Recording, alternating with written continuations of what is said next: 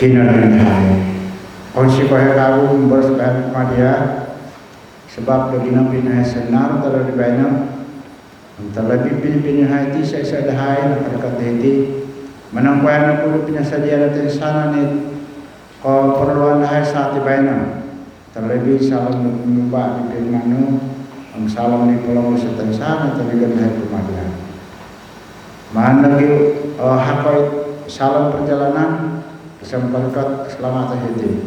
Pengkan orang hati terima kasih Tuhan Hero Cicino membisik si saya dela supaya sabak tuang kebentar ngahinela sebab perinduan dela mungkin orang berasnya. Ambar doa khusus kami kemarin pastor. Amin. Imam mengikuti firman buat hati sanan biar nu mahai mentali hikmat mentat surgawi bisa membuat pelabuhan dalam mentadi dia amin sana dengan pegirat hai kemudian mengenai dihukum. Terima kasih begitu mintuhan mentat insan gangguan saat itu supaya simbayan hai tenang hai dengan menerima firman petahapan kemudian hai banyak. Terima kasih manu sempurna di arti mengikuti kegagalan di sini masa setiap dah sebagai santi pasrah kepada Yesus di sematan penebus jahat. Amin. Amin. Menyanyikan satu lagu yaitu lagu yang diberi tajuk Hidup di Dunia. Kita persilakan mereka. Hidup di dunia tak pernah bebas, ada saja duri kehidupan.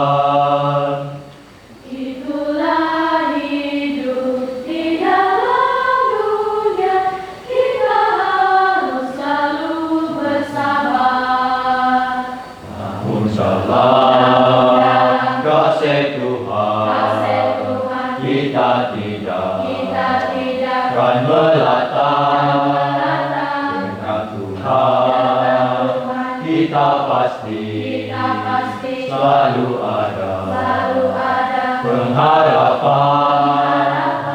Saya takkan mengalah menghadapi semua cobaan karena Yesus selalu tolong memberi aku kekuatan. Yakinlah pada Tuhan, Ia akan memberi kekuatan.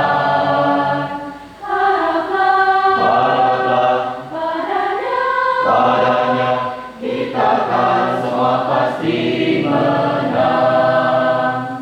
Tentulah kita tak selalu aman hidup dalam dunia ini. Tapi akan tiba, Yesus akan datang, kita akan diangkat ke surga. Bersabarlah, berimanlah dalam Tuhan dan firman-Nya, janjinya takkan gagal, hidup kekal bersamanya.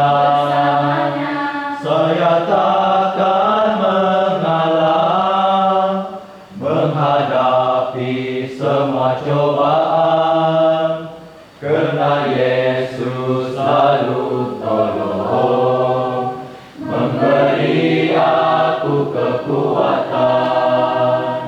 Yakinlah pada Tuhan, Ia akan memberi kekuatan. Haraplah padanya, kita kan semua pasti menang.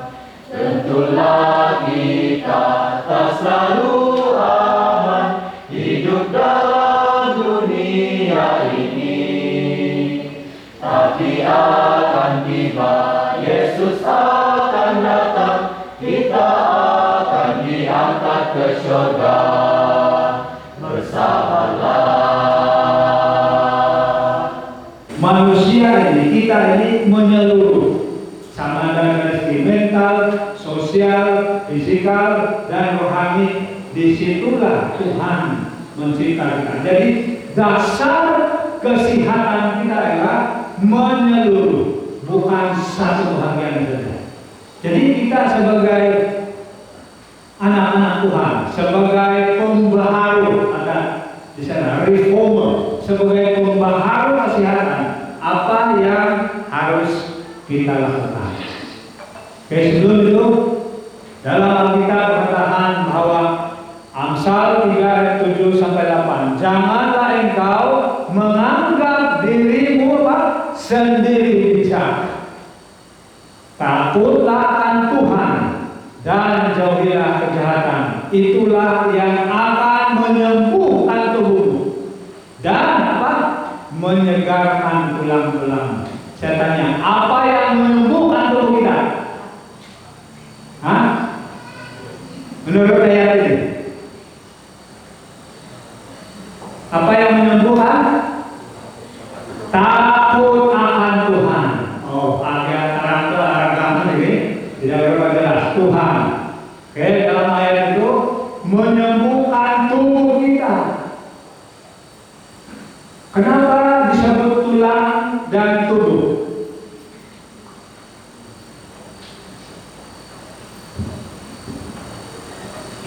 Ini asas ini. Kalau kamu belajar biologi, seorang manusia itu dia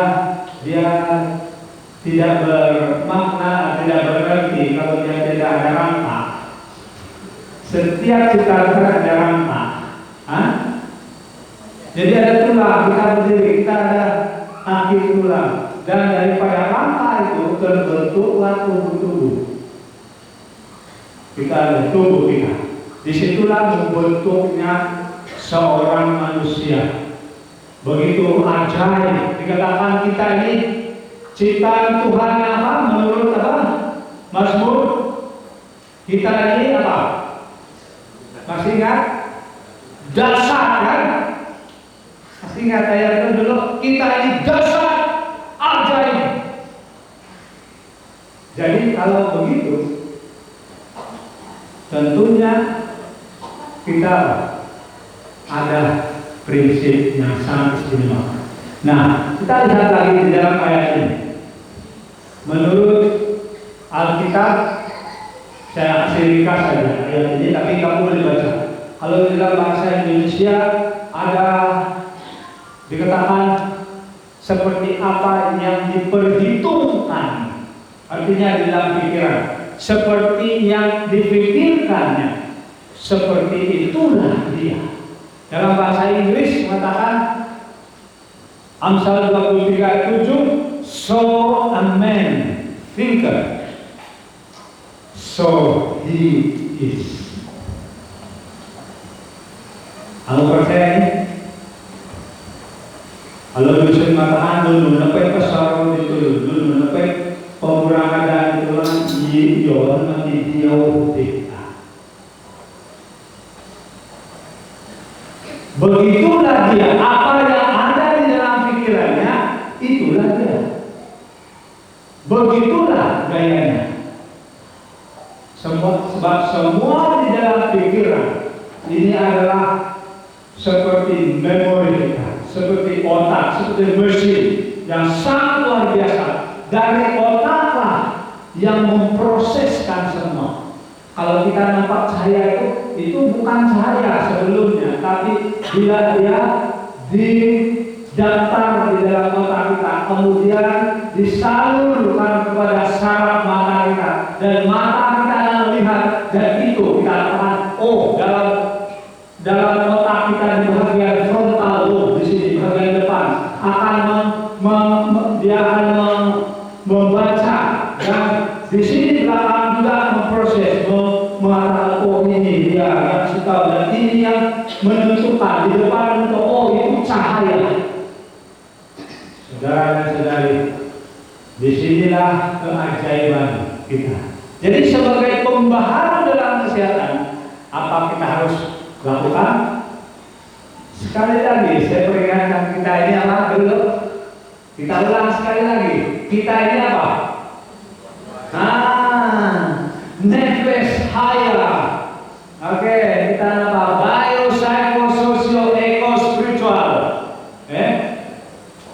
Masih ingat? Kita dari debu tanah. Dan memang benar. Kalau kamu kaji, kita ada apa?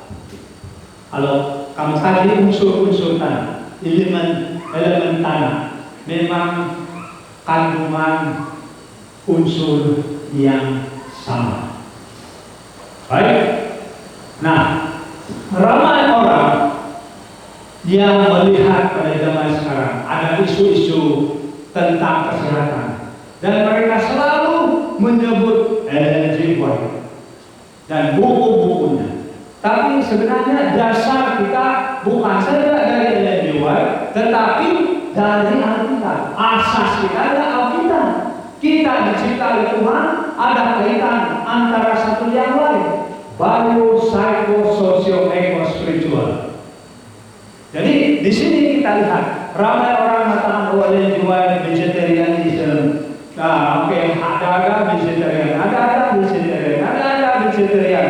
Kita lihat sebenarnya bila kita membaca ataupun bahagian reformasi kesehatan, semua berkaitan dengan minuman, apa kita punya pakaian, pemakanan kita, musik yang kita dengar, pembacaan kita, rekreasi kita dan sebagainya.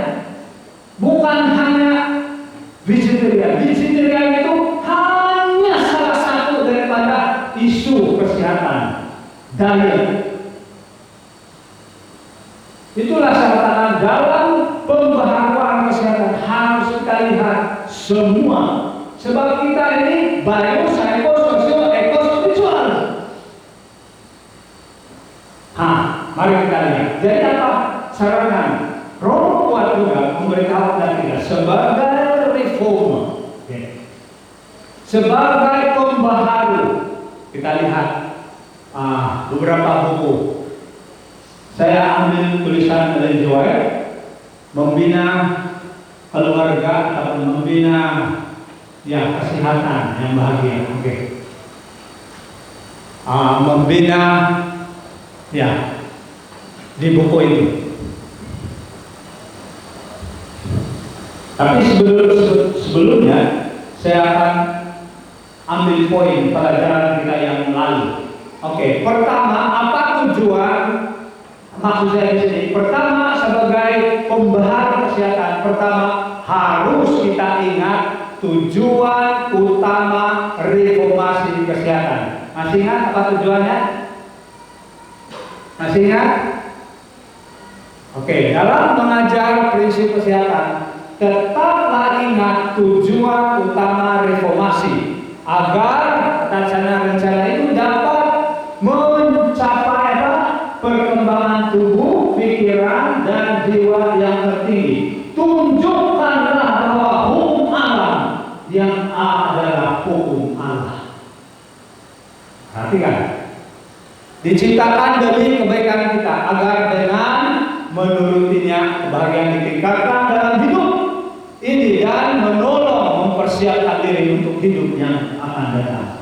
Saudara dan saudari, perkara yang sangat penting. Ingat tujuan reformasi kita. Saya akan ulang itu sebentar lagi.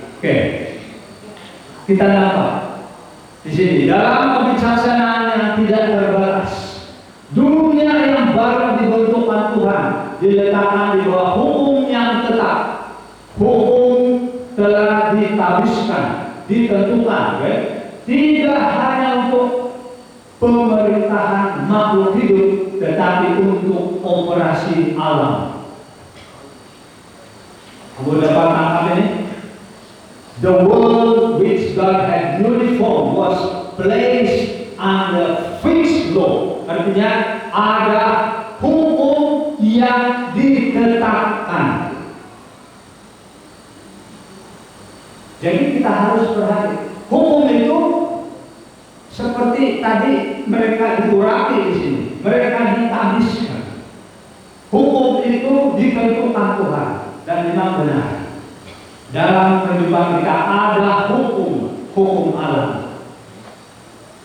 Ada kawan saya katakan, hasil pasar mengaku nanti harap mengeluh, harap hukum alam mengeluh dengan kandas. Ya, memang kalau sudah diproses ada yang mau keluar.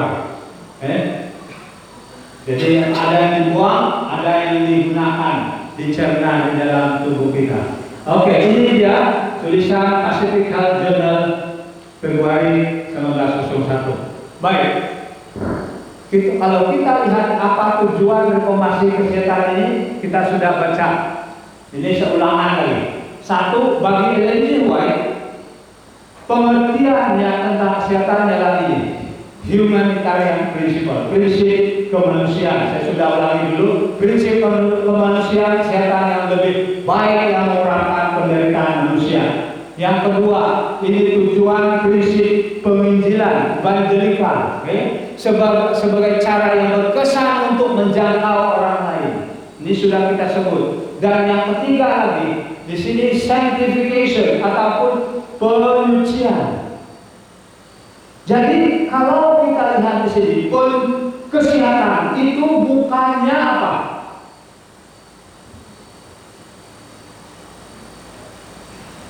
Bukannya, oke, sebelum saya sebut, ada orang yang mengatakan kalau kamu bukan vegetarian, kamu tidak selamat. Ya, malah ada orang menyisip kadang-kadang bilang gereja kita akan menuding jari. Oh, kamu punya gaya-gaya terhadap kesehatan, tetap kamu tidak masuk surga. Saudara dan saudara, kesehatan sebenarnya bukan apa? Bukan tuntutan keselamatan. Oke, saya katakan demikian. Bukan tuntutan keselamatan, tetapi ianya mengajar kita bagaimana kita bertumbuh di dalam keselamatan. Itulah sebabnya dalam penyucian, kesehatan bukan justification, bukan pembenaran. Tetapi ianya proses.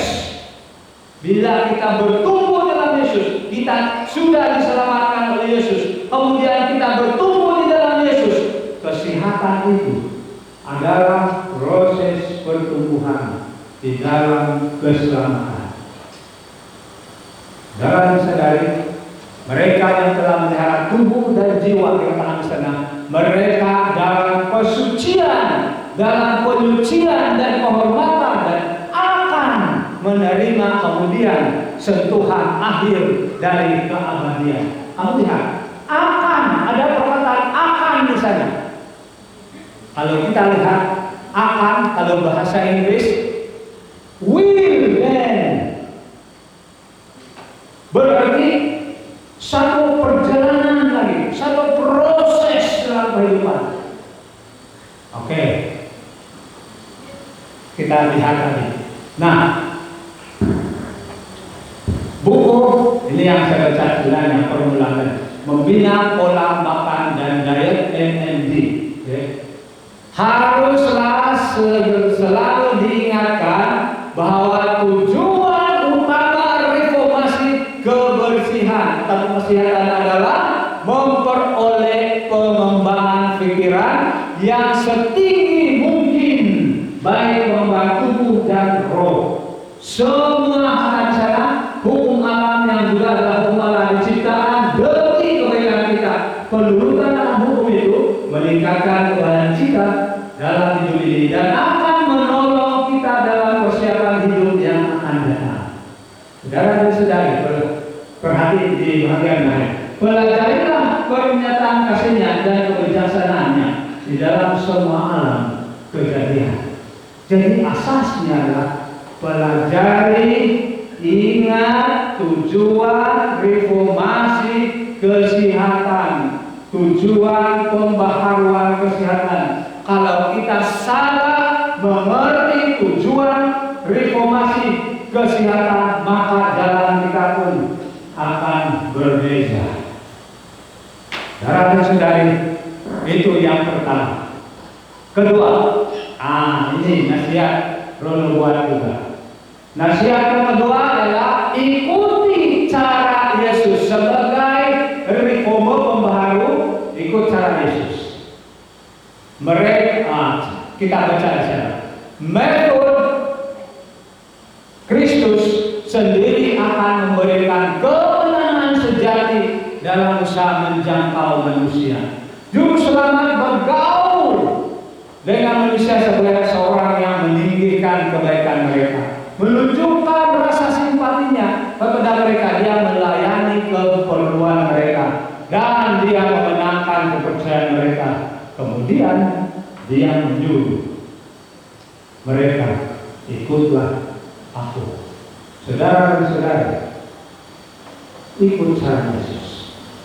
Kalau kita sebagai pembaharu masyarakat bergaul dengan semua orang, bukan ada yang mengisi, berisi dia tolong jahil dengan.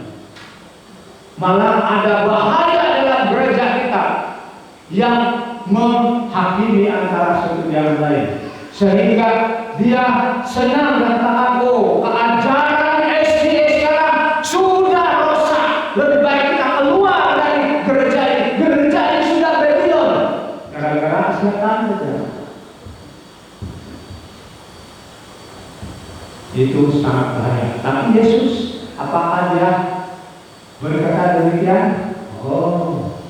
Yesus dia berkata, dia melihat, melayani, melihat keperluan mereka, kemudian dia menagih mereka, ikutlah aku.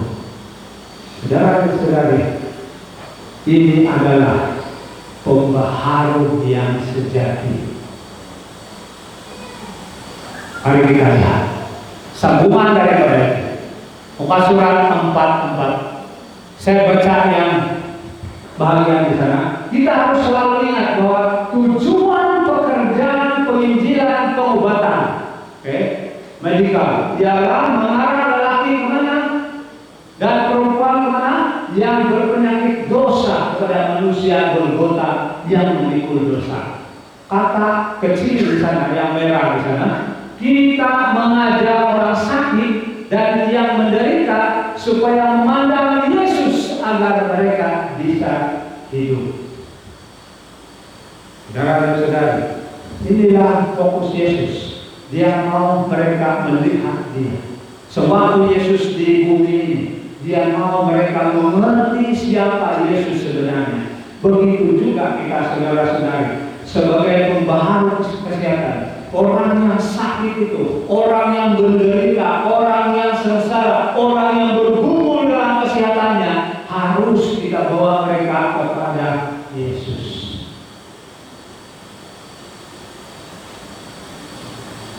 Bagaimana caranya kita membawa mereka? Harus perhatikan pikiran-pikiran dan emosi-emosi mereka. Saya percaya kamu ada belajar waktu Pastor Elvin Karang memproses emosi. Ya, ada kaitan.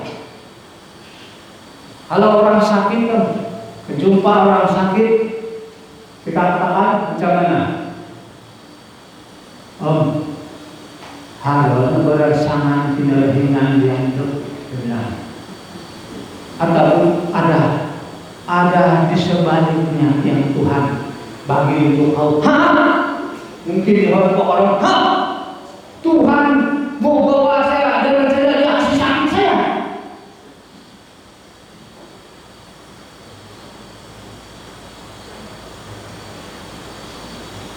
Emosinya belum sembuh, saudara dan saudara. Harus seperti Yesus mula apa dia buat? Dia bergaul. Lihat keperluan orang itu. Apakah dia perlu kata-kata umum sebenarnya? Apakah dia perlu terus-terus kita bawa kepada Yesus? Proses dulu emosinya. Itulah pelajaran Pastor Elvin Karang. Proses dulu emosi. Saudara dan saudari, Yang ketiga, apa kita lakukan sebagai pembahara kesehatan? Gunakan kebijaksanaan dan keramahan. Oke? Buku yang sama juga, saudara dan saudari, NMB 45. Di sini mengatakan dari semua manusia, ingat ini, para reformator katanya, seharusnya menjadi orang yang paling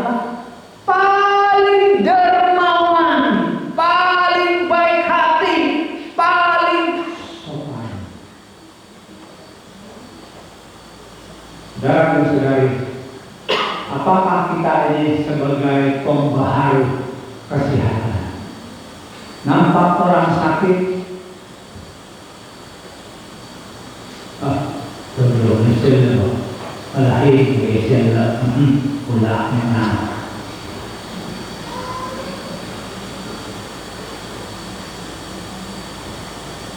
paling baik. Ataupun apakah kita kadang-kadang memikirkan yang berlainan pikiran? Mari kita teruskan. Dalam hidup mereka, perbuatan sejati, perbuatan kemurahan haruslah dapat dilihat orang lain. Pekerjaan yang menunjukkan sikap kurang sopan, yang menunjukkan kekurang sabaran, melihat kebodohan dan kejanggalan orang lain, yang berbicara cepat atau bertindak sembrono akan menutup pintu hati orang dan dia tidak dapat menjangkaunya lagi.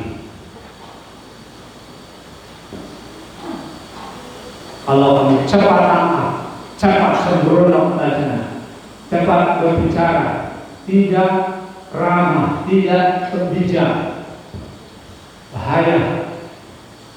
Apalagi kalau bukan sahabat kita, dia sakit di sana.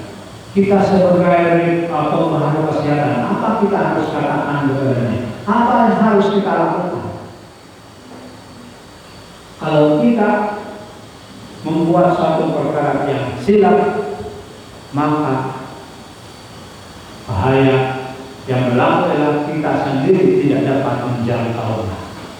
Oke, seterusnya dikatakan di sini, jangan memandang pikiran tersendiri, janganlah memegang pemikiran tersendiri dan membuatnya jadi patokan. Ini bahasa Indonesia.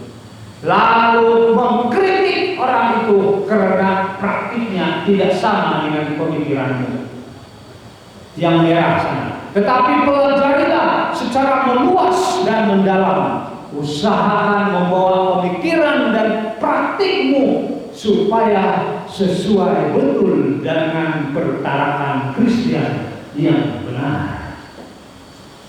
Inilah masalah dalam gereja kita.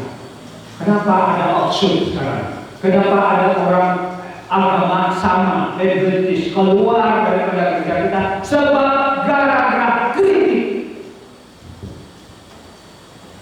mengkritik, malah sekarang ada yang mengkritik JC itu bukan dari suara Tuhan kata mereka. Mengkritik dan mengkritik, selalu mengkritik, tapi tiada menurut cara yang Yesus mereka lakukan. Saudara dan saudara, perhatikan, pemikiran harus dikatakan di sana, harus kita lihat contoh Yesus. Tapi ini kita yang lihat ketika gunakan kebijaksanaan, jangan kritik. Saya pernah berjumpa waktu saya di Filipina dulu. Kami waktu cuti sekolah. Kalau misalnya Krismas itu bulan Desember, memang 2 minggu cuti. Jadi kami ambil peluang. Pertama, kami menjual buku. Yang kedua, kami caroling, menyanyi. Karena biasa sudah itu tradisi. Jadi kalau kamu menyanyi di Sarawak, kami nyanyi 2 lagu, dalam bagi bagi uang. Kami pelajar-pelajar dapat kecukupan daripada apa yang kami lakukan. Tapi ingat, ada satu cerita.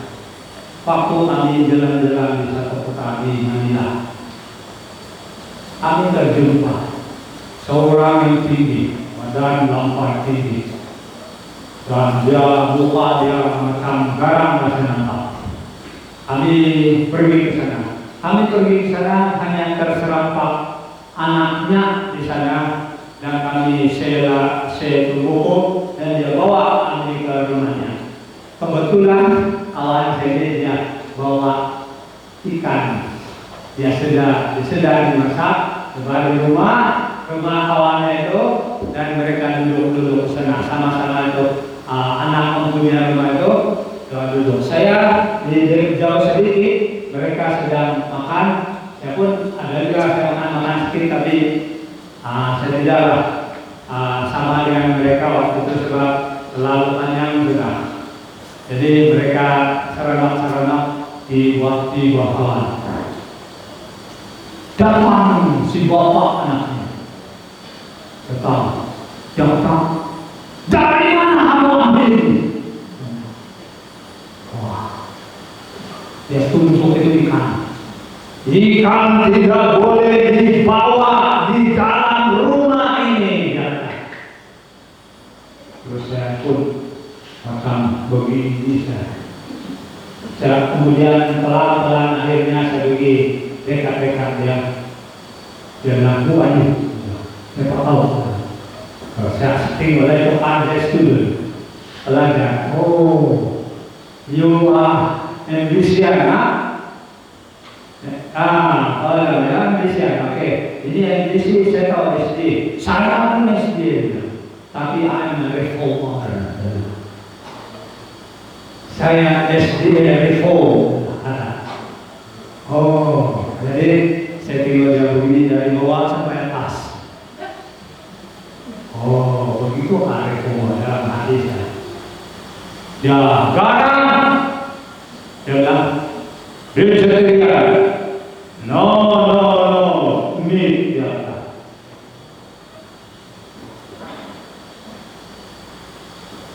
Bila saya terbaca beberapa perkara, saya pikir dia ini dalam pemikiran saya dia ini bukan vegetarian. Walaupun dia cakap demikian, tapi anaknya bila kawan saya tanya, apa hal jadi begini, dia marah. Ya di rumah kami vegetarian ini. Saya takut bak membawa ikan kawan makanlah. Tapi dia marah itu kalau makan ikan. Wah, sebenarnya gila sih orang itu.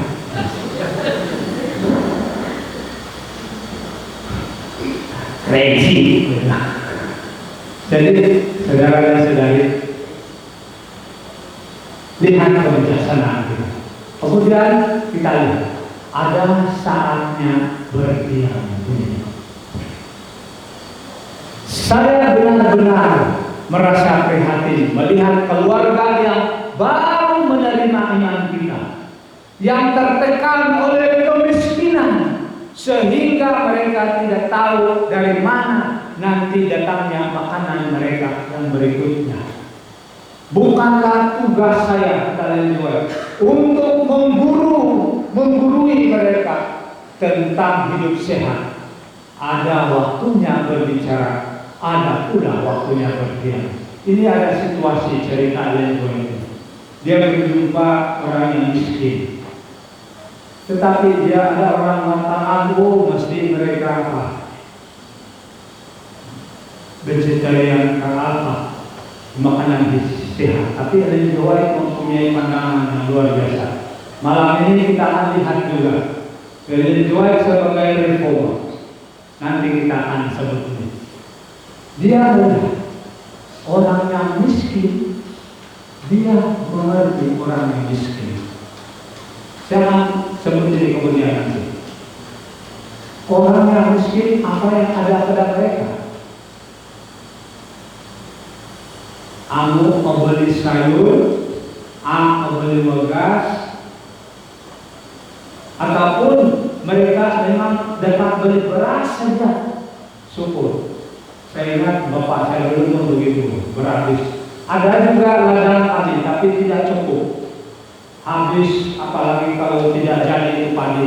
Wah, menurut kita pun susah tuh waktu dulu. Dan saya ingat kemiskinan itu memang banyak cabaran. Dan saya tidak heran kalau orang miskin, memang saya pernah rasa mengakan, ya hai anak, kalau kami cari lagi apa yang ada di sana, sungai, apa, itulah kalau pasal labi, pasal tuntul, bolong, saring, itu tiada itu demi mencari makanan.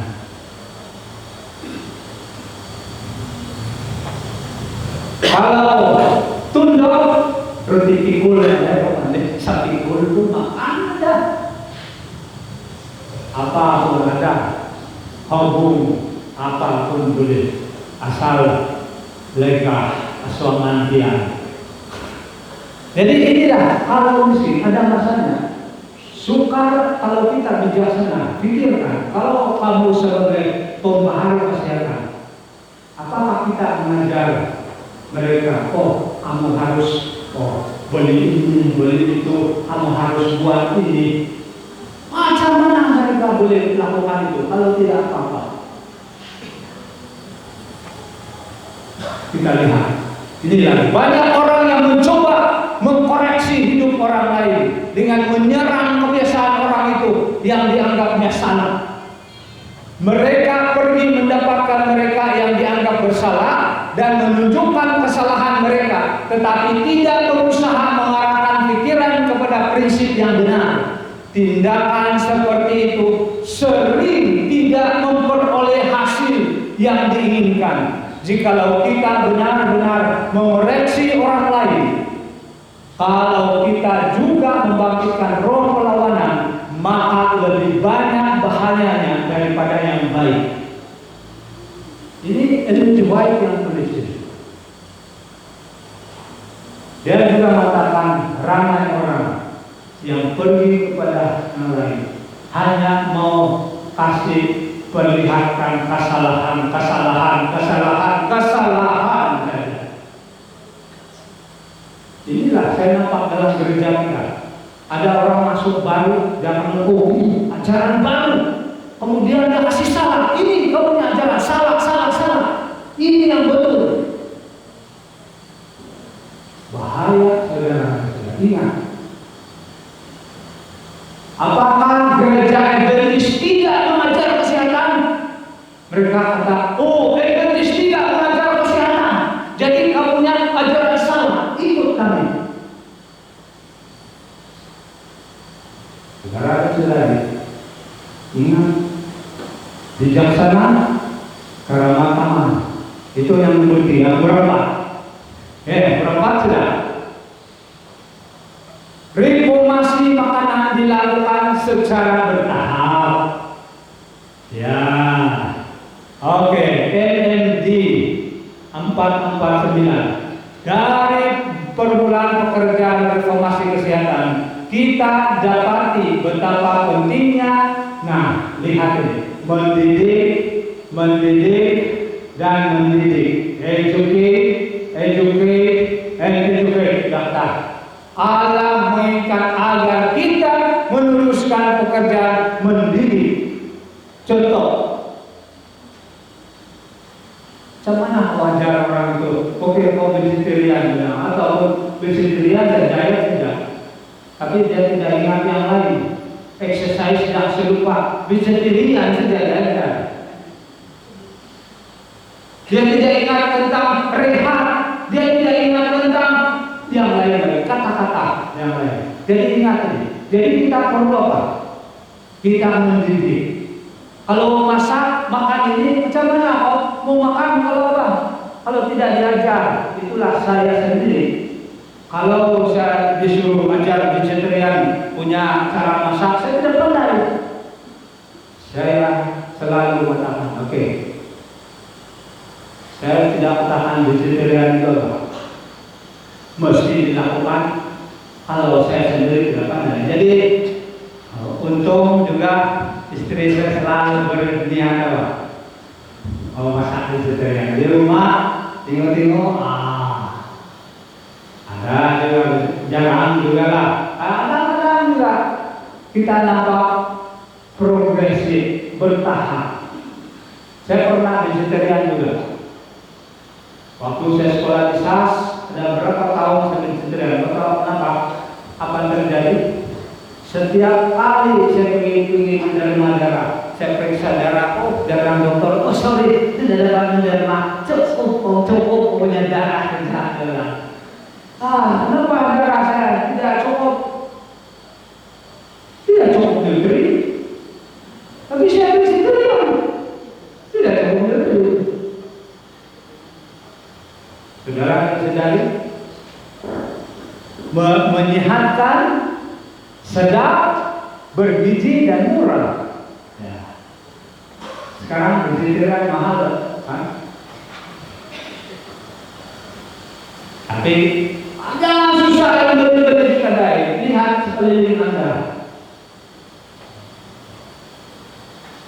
Kalau kita boleh dapatkan yang senang. Kalau sekarang buka YouTube tank, oke, cara masak vegetarian, ya YouTube ada. Cara membuat gluten YouTube tank ada. Tulis semua sana. Kalau zaman sekarang, dulu mana ada? Jadi education. Pendidikan, mendidik. Jadi mendidik diri sendiri. Kamu belajar. Belajar. Jadi dulu pun saya tidak tahu macam mana asik urus badan. Saya tidak tahu. Saya tengok di internet. Saya tengok, dia bilang, pasti exercise begini. Makanan seperti ini. Tukar ini. Ada juga orang kesehatan.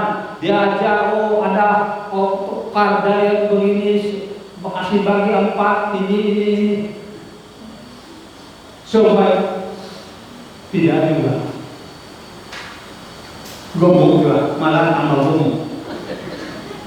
Di exercise, patang itu, perlu tanah. Jadi saudara-saudari, kadang-kadang kita mau belajar. Jadi cara kita belajar apa yang sebenarnya. Bila saya belajar sebenarnya, yang paling penting kamu tahu diri Anda sendiri. Berapa kalori yang saya perlu tanya dokter. Kalau kalori saya begini, itulah jangan ditambah.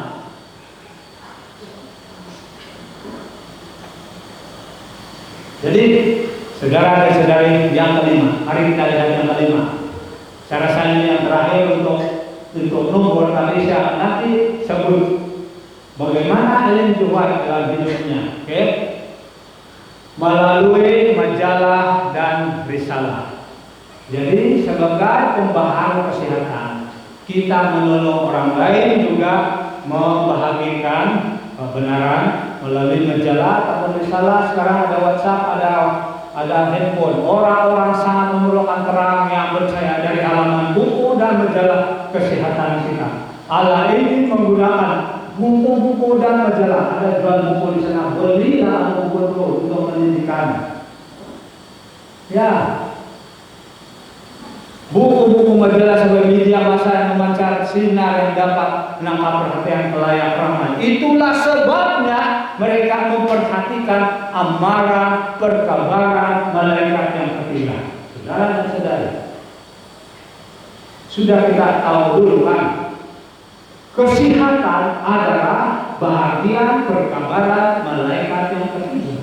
Jadi sebagai pembaharu kita bantu menyebarkan itu. Melalui cara apa? Buku, majalah, risalah, WhatsApp, Lydia, dan sebagainya. Zaman Ellen G. White belum ada akhwat Lydia. Itulah dia tulis begitu. Waktu mereka kertas itu yang paling populer, paling terkenal. Sampai suaminya James White, dia siput, dia jalan kaki beberapa kilometer hanya untuk menyebarkan perkabaran tersebut. Saudara dan saudari, saya percaya makanan, rumah tangga, kita lihat juga beberapa perkara dalam dunia harus kita pelajari. Jadi di sini ada buku. Nah, ini contoh-contoh buku. Saya tidak ada buku.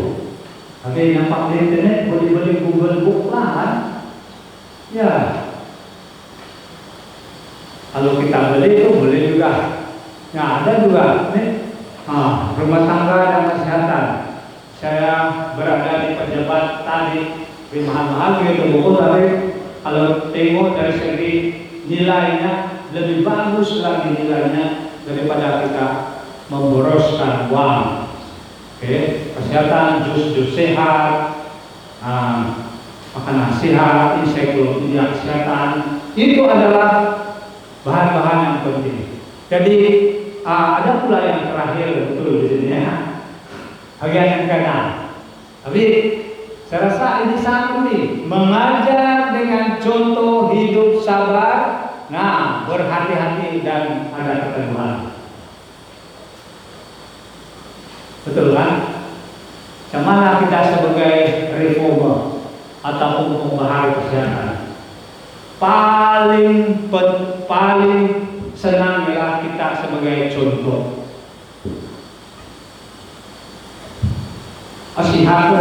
Kalau kita siap dari segi fisikal, mental dan rohani, juga semua kesehatan kita boleh nampak juga.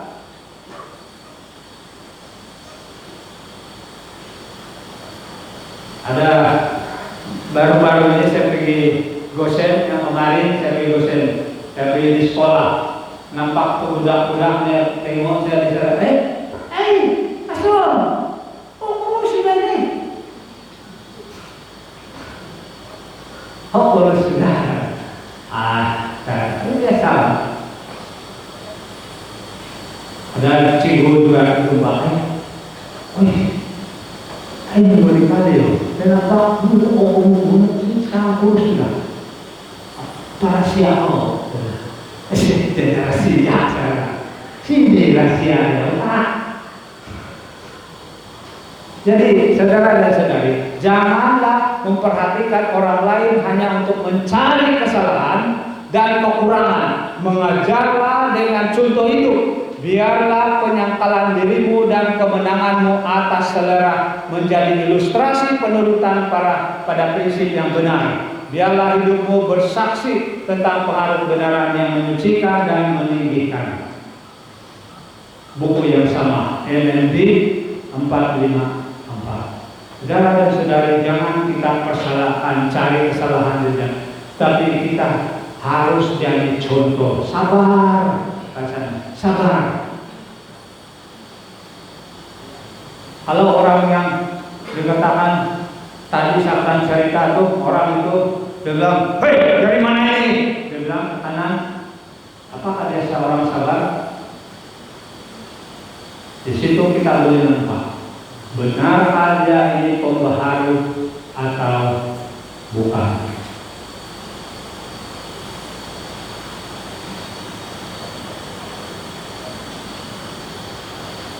Mungkin panjang punya pembaharu ini. Mereka sudah siap ini. Kita lihat dulu Ellen G. White. Ini bagus ini. Nah, Ellen G. White, kita lihat sebenarnya reformer. Ini English lah, tapi tidak apa. Kamu lihat dalam tahun 1894 belum ada SD, tapi Joseph Bates pernah saya sudah sentuhkan dulu. Dia praktis health reform. Dia amal kesehatan, dia tahu kebaikan itu tidak bagus. Kayak 1840 ini sejarah kesehatan di dalam gereja kita. Dalam tahun 1848 kamu lihat, ini dia melihat syarat tentang Ellen G. White tentang minuman teh, kopi, tobacco dan sebagainya. Kamu nampak nih 48 Ellen G. White sudah diberitahu oleh Tuhan. Pada tahun 1850 kamu nampak Review and Herald mengatakan abstain from tea. Di sana diberitahu lagi sebelumnya kamu hindarilah dikatakan teh, kopi dan tobacco. Kemudian 1858 lihat urutan tahunnya dan perhatikan. Oke. Dan ini pun S.N. Haskell, pelopor gereja kita, dikatakan menulis tentang babi, daging babi itu tidak bagus. Tapi waktu itu Ellen G. White ini 1858 dia marah. Dia tidak setuju tuh dia makan babi. Ellen G. White makan babi. Dia kata, tanganlah seorang saja yang kasih tahu oleh Tuhan, dia bilang. Itu Ellen G. White. Kemudian tahun 1903 Haskell lagi menulis tentang masalah tentang makanan haram, najis dan tidak najis. Haram dan tidak haram orang kata. Tapi sebenarnya tiada perkataan haram gitu. Sebenarnya najis dan tidak najis. Okay? Unclean, tidak bersih dan bersih. Jadi di sini kita nampak dalam gereja kita belum ada statement najis atau tidak najis atau haram atau tidak haram sebelum tahun 1903. Ingat itu. Dan bagaimana perkembangan pembaharuan kesehatan kita di dalam gereja kita. Lihat 1948 ini beberapa praktis Ellen G. White pada tahun ini message dia beritahu, oh kamu hindari teh, kopi, tembakau 1848. Kemudian 1854 dia juga melihat tentang pertanakan, ada khayalnya. Jadi kontrol tentang mengawal selera juga di sana. Nah 1863 dia juga melihat menulis di sini dalam cerita di mana abstain from flesh generally and especially swine. Dia menghindari daging terutamanya babi. Mulai saudara tadi itu bilang nih dia menolak babi tadi kan 58. Kemudian 63 baru dia maksud saya di sini dia makan babi itu 1858. Kemudian 1863 baru dia pulang. Berapa tahun itu? 63 tolak 05. 58. Beberapa tahun kan? Ada juga kita lihat 64 Swine as unclean first written, ditulis pertama kali di dalam tahun 1860 ditulis sebagai daging yang tidak bersih ataupun najis. Jadi 1894 dia lebih kamu tahu dia dibuat pada tahun 1894 dia katakan oke, mari kita strict vegetarian katanya. Kenapa?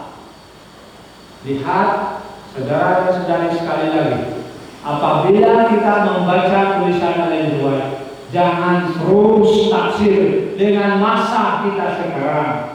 Kita lihat apa terjadi pada waktu Ellen G. White dan bagaimana prinsipnya sebagai pembaharu kesehatan. Di sini kita lihat pada tahun 1894 dia mau menjadi strict vegetarian sebab apa? Apa isu di Amerika pada waktu itu? Isunya tentang apa? Etika. Sebab alam, pada waktu etika alam, ramai orang yang membunuh binatang. Jadi Ellen G. White nampak, oh kasih binatang, jangan kamu bunuh binatang. Oleh itu dia pun membuat statement, lebih baik strict vegetarian. Tapi ingat, strict vegetarian di sini, ingat tahunnya, tahun 1896, bukan juga strict vegetarian, masih dia makan ikan. She still eat fish. Dia makan ikan. Nah, nanti kita akan pelajari ini. Kemudian 1905 baru more careful on fish. Dia apa? Dia katakan lebih hati-hati dengan ikan. Sebab apa? Ada masalah kotor tentang kotoran ikan. Di situ she realized this since 1895. Dia tahu itu pada tahun 1895. Pada tahun 1905 baru dia apa? Dia kata hati-hati makan ikan. Jadi kamu nampak di sini, apakah Ellen G. White benar-benar vegetarian? Kalau kita mau lihat sejak vegetarianism, mari kita lihat apa dia kata. Ini prinsipnya. Mari kita lihat. Fruits, dia kata, buah-buahan, bijian, sayur-sayuran, dia kata, prepare in a simple way. Harus disediakan dengan cara yang sederhana, free from spices. Ya, kalau ini waktu dia, oke, bebas daripada pedas-pedas ataupun minyak, oke, dan make sure ada lagi susu krim dan the most helpful food diet. Apa dia katanya? The most helpful diet. Kenapa dia cakap waktu itu? Sebab pada waktu itu rata-rata di tempat mereka makan daging. Kalau budaya pada waktu itu mereka kata kalau tidak makan daging, lemah. Jadi di situ Ellen G. White membuat satu statement pada tahun 1890. They impart nourishment to the body. Dia akan bagus sudah ini. Ada buah-buahan, ada biji-bijian dan sayur-sayuran. Jadi kuncinya saudara dan saudari, prinsipnya adalah cari makanan yang terbaik di sekeliling Anda. Boleh paham ya? Mau gihung di tangan yang paling kesenong di pasar ini. Itu yang prinsip Ellen G. White. Dan kalau kita nampak di sini beberapa kali situasi Ellen G. White.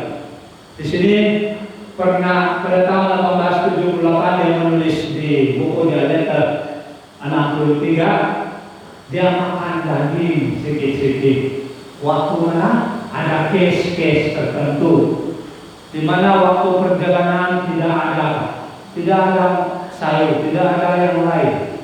Jadi dia makan sedikit-sedikit.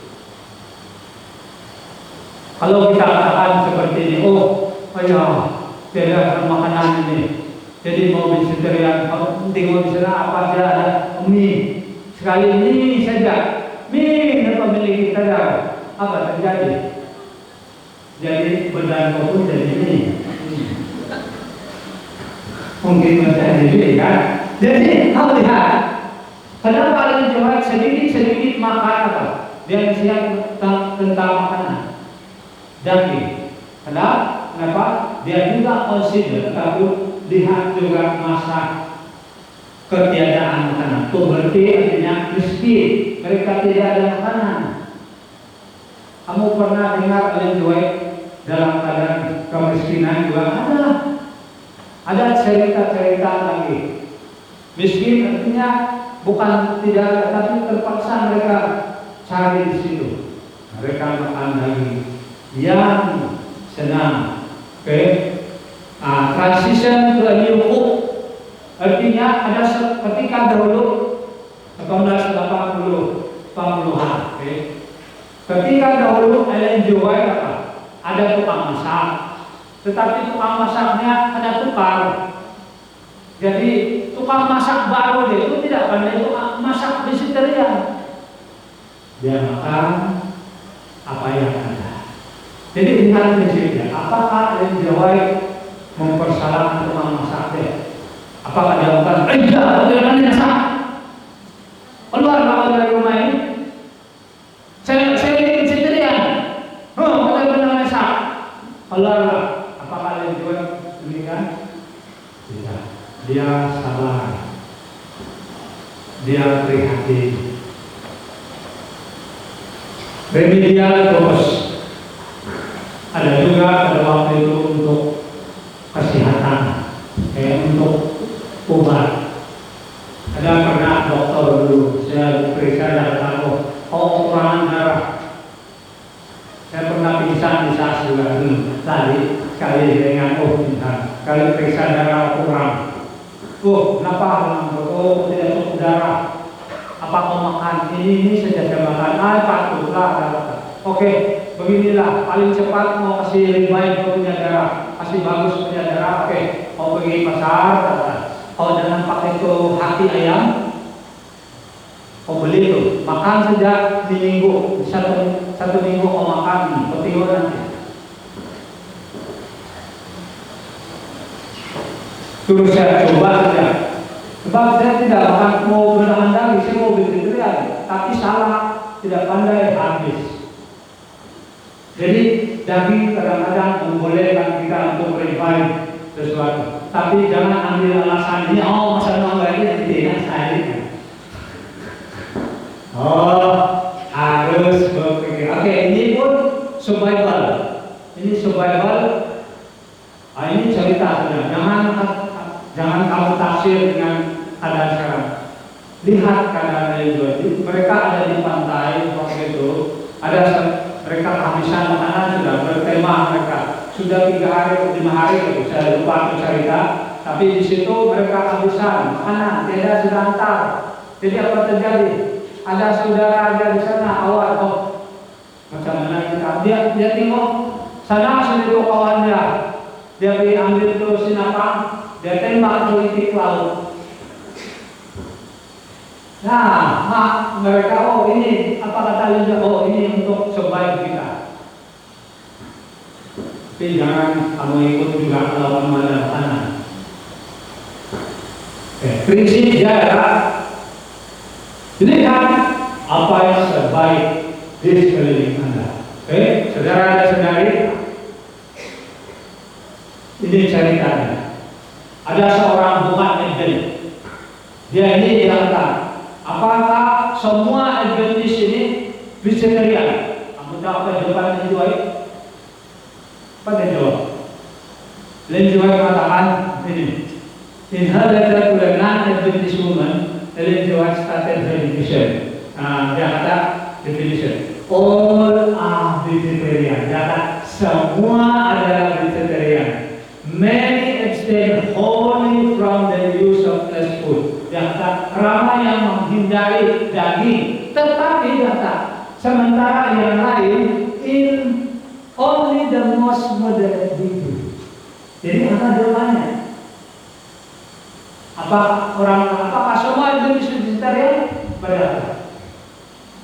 Semua vegetarian, tapi yang lain ada juga yang masih dalam proses. Jadi, saudara dan saudari, message kita adalah ini pun anaknya sendiri beritahu. Vegetarian was customary practice. Dia mengatakan ini keluarga White. Biasanya di rumah kami vegetarian, tetapi bukanlah dia kata bukanlah menghindar semua. Ellen G. White itu bukan di total. Maksudnya adalah Walaupun Ellen G. White berseteran, tapi bukanlah dia membuang semua. Ada situasinya dia makan, bukan vegetarian. Saudara dan saudari, we do not make articles of diet and test question. Kita tidak mengambil isu vegetarian ini sebagai ujian kita, saudara dan saudari. Bukan ujian kita, tetapi kita harus mendidik. Dan kita ini adalah apa? Mempelajari, memproseskan diri kita. Bila kita sudah dibenarkan oleh Tuhan, diselamatkan oleh Tuhan, kita disucikan oleh Roh Kudus. Di situ proses kita bertumbuh di dalam keselamatan. Inilah program kesehatan yang kita belajar. Dikatakan di sini, cerita di sini, for years the white family had been vegetarian, but not total. Artinya mereka bertahun-tahun mereka vegetarian, tapi bukanlah menghindar sepenuhnya daging. Oke, jadi di sini sebagai kesimpulan, saya minta maaf, naruh dulu oleh. Nah, benar kok, Ellen G. White di sini memberitahu kepada kita satu apa? Satu latihan kita di dalam kehidupan gaya hidup yang sehat. Di sini juga kita melihat memakan daging bukanlah dosa, tetapi kalau kita lihat di sana, kalau itu selalu berterusan, disebabkan keinginan daging kita sendiri, yang berterusan, ia juga akan merusakkan apa? Selera kita. Dan juga di sini she understood and practiced vegetarianism as application and not principle. Jadi saya di sini satu aplikasi hidupnya menjadi seorang vegetarian, tetapi bukan prinsip yang harus itu baru selamat. Tidak. Kita lihat ini ayat 4. For her the principle of diet was to preserve the best health. Jadi baginya adalah prinsip kesehatan adalah satu apa? Satu bagian yang apa itu? Satu program di mana untuk memelihara kesehatan yang sangat baik. Ini program tentang diet ini.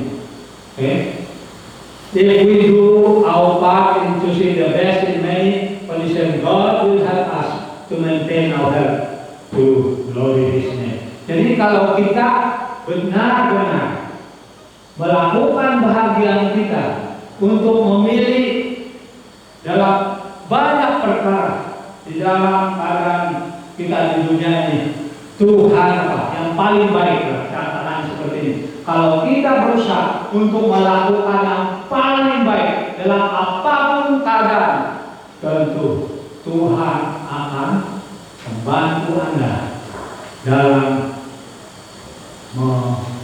memuliakan nama-Nya. Tuhan berkati. Selamat malam. Worship Jesus for Him, my answer is I will go. Hear the people crying, my answer is I will go. I go to share the message of love. I go to share the message of hope. If I get this right, I go for Jesus' love, because I have decided I will go.